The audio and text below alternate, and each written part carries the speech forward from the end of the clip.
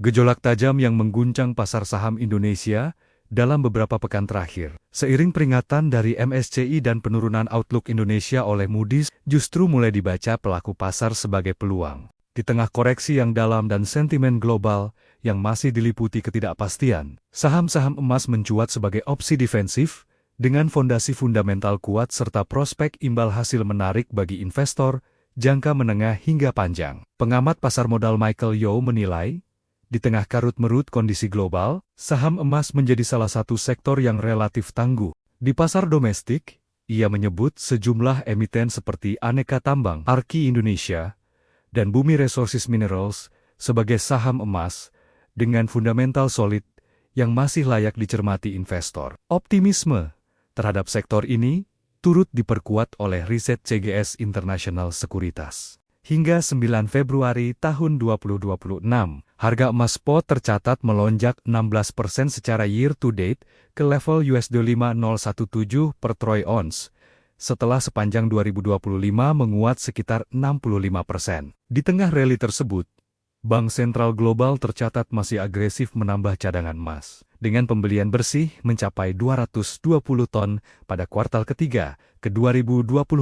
CGS menilai harga emas saat ini jauh di atas asumsi mereka untuk tahun buku 2026, membuka peluang lonjakan margin signifikan bagi produsen emas. Dengan asumsi harga tersebut, Arki dan MDKA melalui proyek Pani Gold diperkirakan mampu mencetak margin EBITDA 40 hingga 50% pada 2026, jauh lebih tinggi dibandingkan produsen nikel kelas 2. Untuk ARC, CGS mempertahankan rekomendasi tambah dengan valuasi yang masih relatif murah dan potensi pertumbuhan laba yang kuat seiring pemulihan kadar emas dan pengembangan tambang bawah tanah kopra.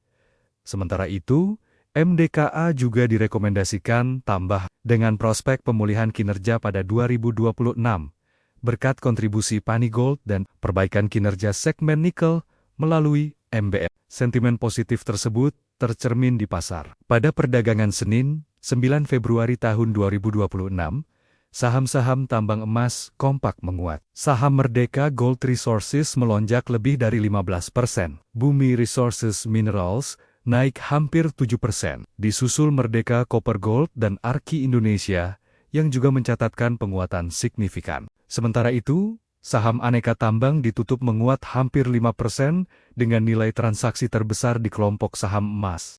Biar diberesin kebijakannya mau diapain, saya keluarkan secepatnya. Uangnya ada. Jadi tadi Menteri Kesehatan klaim katanya uangnya lambat gara-gara mereka curiga saya nggak punya uang. Uang saya banyak, tahun lalu aja 270 triliun cash. Nggak bisa dipakai itu, tapi di luar anggaran ya. Jadi kalau dalam cash, isu cash nggak ada masalah. Kasih Pak Ketua. Mungkin saya hanya ada penjelasan sedikit tentang pertanyaan Ibu dari Komisi 9 tadi. Kenapa uang dari Kementerian Keuangan seret katanya. Jadi kita udah alokasikan iuran untuk PBIJK tahun 2026 itu sebesar 56,464 triliun. Yang 46,464 triliun udah masuk dalam DIPA Kementerian Kesehatan dan sudah siap digunakan. Betul Pak? Yang 10 triliun lagi juga dalam DIPA Kementerian Kesehatan ini masih diberikan catatan diblokir menunggu dasar kebijakan lebih lanjut. Jadi tergantung Kementerian Kesehatan maunya apa, mau diapain, kita belum clear. Mau dipakai dia untuk pembiayaan PBI atau menaikkan modal iuran, terserah. Tapi sampai sekarang belum putus. Begitu keluar besok saya bayar. Yang kemudian ada juga alokasi bantuan iuran PBIJK yang masih dicadangkan dalam BABUN sebesar 10 triliun.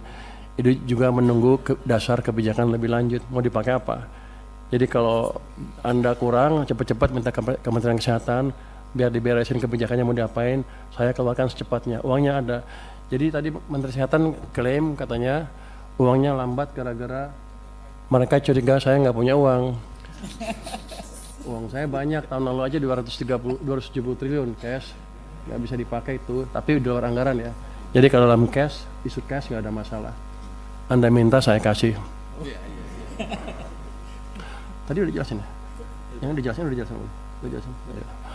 Mungkin itu dari kami Pak, kami siap mendukung program ini dengan sepenuh hati asal clear, jangan sampai saya bayar terus nggak jelas uangnya dipakai apa.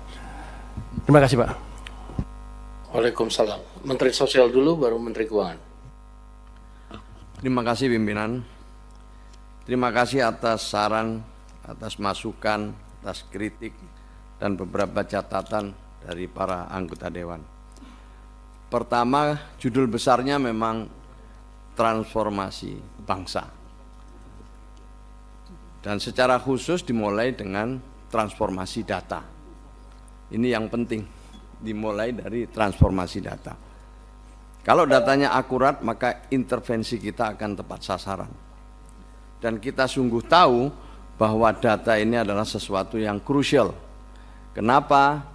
Karena setiap hari ada yang meninggal, setiap hari ada yang lahir, setiap hari ada yang menikah, setiap hari ada yang pindah tempat, setiap hari ada yang naik kelas, setiap hari ada yang turun kelas. Ini sangat krusial, jadi mungkin data hari ini dengan data besok sudah sangat berubah. Ini yang perlu kita sadari bersama.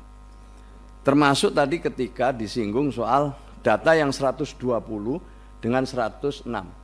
Data kami 106 itu adalah setelah kita sesuaikan dengan yang meninggal. Jadi 120 itu kemudian kita cek ulang dan tinggal 106 setelah kita lakukan penelusuran yang meninggal. Jadi 106 yang dari catatan kami. Ya. Itu satu. Jadi ini Bapak izin Pak. Berarti data yang terbaru yang terupdate 106 itu ya? 106 yang terakhir. Berarti anggarannya jauh lebih kecil lagi dari 15 miliar berarti itu ya? Ya nanti bisa dilihat lah kalau anggarannya. Kan kami bekerja ini juga diaudit ya oleh BPKP, oleh BPK. Kami diaudit, semuanya diaudit saya kira. Jadi itu bisa dilihat dengan baik secara seksama nanti. Jadi yang pertama memang sekali lagi data ini sangat krusial. Dan untuk itulah menindaklanjuti Inpres nomor 4 itu selama 1 tahun terakhir ini kami berjibaku. Termasuk utamanya dengan pemerintah daerah. Dan sekarang kita udah masuk ingin melibatkan desa. Karena jalur formal ini Bapak Ibu sekalian sangat penting. Meskipun belum semua daerah menyadari arti strategis dan pentingnya kita benar-benar peduli sama data ini. Itu yang pertama. Jadi kami terus terang bukan hal yang mudah, tapi kami akan melakukan sekuat tenaga sesuai dengan kemampuan dan kewenangan yang kami miliki. Hari-hari ini kami sedang berdiskusi dengan Kementerian Desa, juga dengan kementerian-kementerian yang lain dan dengan daerah bagaimana kita bisa berkolaborasi mendukung data tunggal.